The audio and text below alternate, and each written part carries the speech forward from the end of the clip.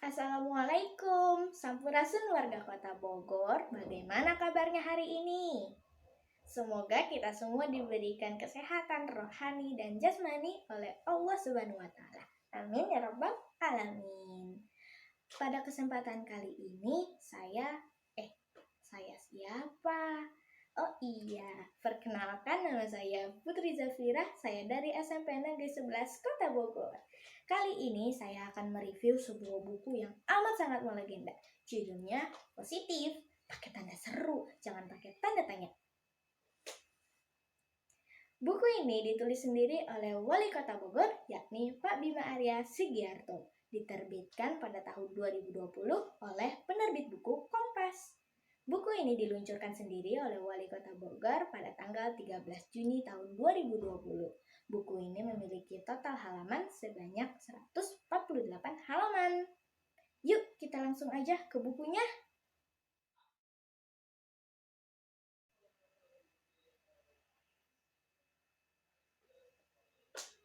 Saya membaca buku ini tentunya dengan alasan tersendiri. Salah satunya semenjak saya memiliki banyak pertanyaan tentang virus COVID-19 ini. Saya juga ingin mengetahui bagaimana perjuangan seorang pasien dalam melawan virus ini yang menjangkiti tubuhnya.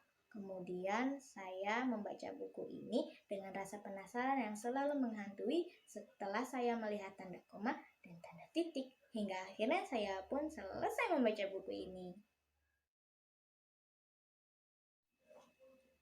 Buku ini berisikan kisah seorang wali kota Bogor, yakni Pak Bima, dalam melawan virus COVID-19 yang menjangkiti dirinya.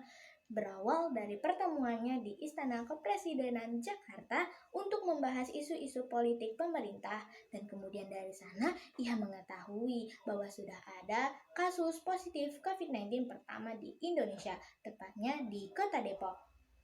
Dengan segera, Pak Bima pun langsung mengecek kesiapan di Rumah Sakit Kota Bogor dalam menangani virus COVID-19 nantinya.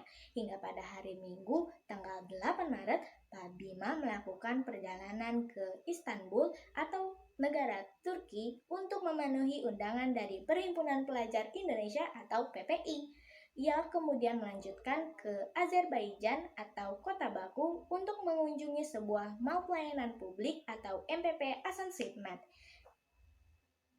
Setelah ia menjadi pembicara di acara PPI, ia kemudian mendapatkan telepon dari Pak Andi yang merupakan staf dari kantor kepresidenan.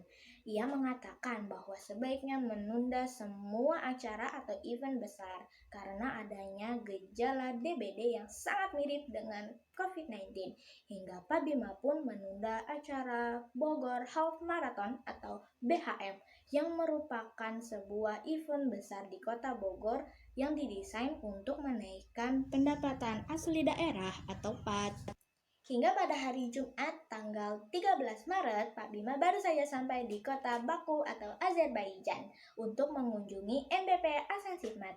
Tetapi saat itu ia mendapatkan berita yang amat menggelegar dan mengagetkan, yakni berita yang mengatakan bahwa Pak Bima termasuk orang dalam pemantauan atau ODP karena berkunjung ke luar negeri. Tetapi ia pun tetap mengikuti protokolnya, yakni isolasi mandiri selama 14 hari.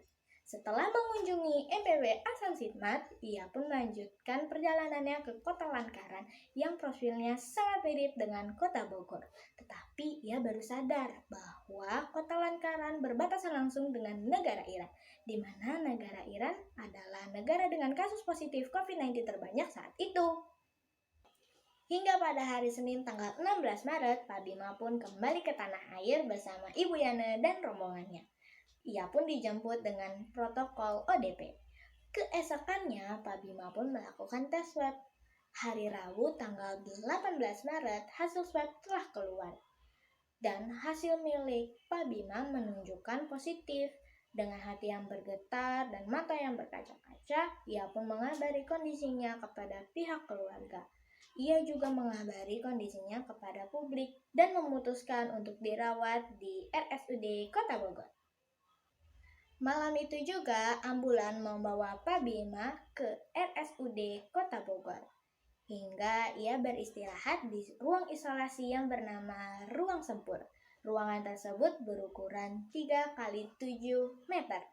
Keesokannya, Pak Bima memutuskan untuk media social distancing karena ia merasa hal-hal yang masuk ke dalam gawainya sangat menyeramkan. Hari itu pun Pak Bima memutuskan untuk merenungi diri tentang apa tujuan Yang Maha Kuasa memilihnya untuk merasakan COVID-19 ini. Hingga hari Jumat, tanggal 27 Maret, Pak Bima mendapatkan kabar duka, yakni Dr. Budi yang merupakan dokter terdekatnya telah meninggal dunia akibat terserang virus COVID-19 ini. Keesokannya, banyak sekali yang menanyai kondisi Pak Bima, hingga ia pun membocorkan foto-fotonya di ruang isolasi yang kian membaik. Hingga pada hari Senin tanggal 30 Maret, Pak Bima menjalani tes web dan rapid test. Hasil rapid test yang keluar dalam beberapa menit menunjukkan hasil negatif. Hingga pada hari Kamis tanggal 2 April, Pak Bima mendapatkan hasil swabnya. Hasil swabnya adalah negatif, tetapi karena protokol dari WHO, Pak Bima pun kembali menjalankan tes swab. Akan tetapi ketika keluar hasilnya menunjukkan positif. Kembali Pak Bima bersabar dan berusaha untuk tidak mendahului keputusan Allah Subhanahu wa Ta'ala.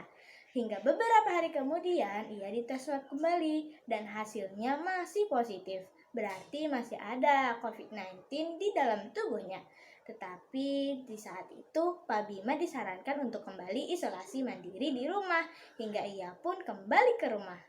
Hingga pada hari Rabu tanggal 15 April, Pak Bima kembali menjalani tes swab. Hasil tes swab yang keluar dalam 2 hari menunjukkan hasil negatif. Hingga 2 minggu kemudian ia kembali menjalani tes swab dan hasilnya tetap negatif. Akhirnya setelah menjalani isolasi di rumah dan di rumah sakit, ia dinyatakan sembuh total. Hingga ia pun kembali bekerja dan turun ke lapangan untuk secara langsung berusaha memutuskan mata rantai COVID-19. Tak lupa ia juga membagikan pengalaman-pengalamannya kepada masyarakat luas. Wah, happy ending ya. Saya sendiri bisa merasakan kelebihan secara langsung dari buku ini. Salah satunya hikmah yang sangat besar. Seperti kita sebagai manusia sangat harus untuk berusaha dan pantang menyerah dalam setiap ujian yang diberikan oleh Allah Subhanahu wa Ta'ala. Dengan begitu kita bisa mengetahui tujuannya dan kita bisa mencari jalan keluarnya. Kita juga harus bisa merenungi diri dan selalu ingat kepada Allah Subhanahu wa Ta'ala kapanpun dan dimanapun.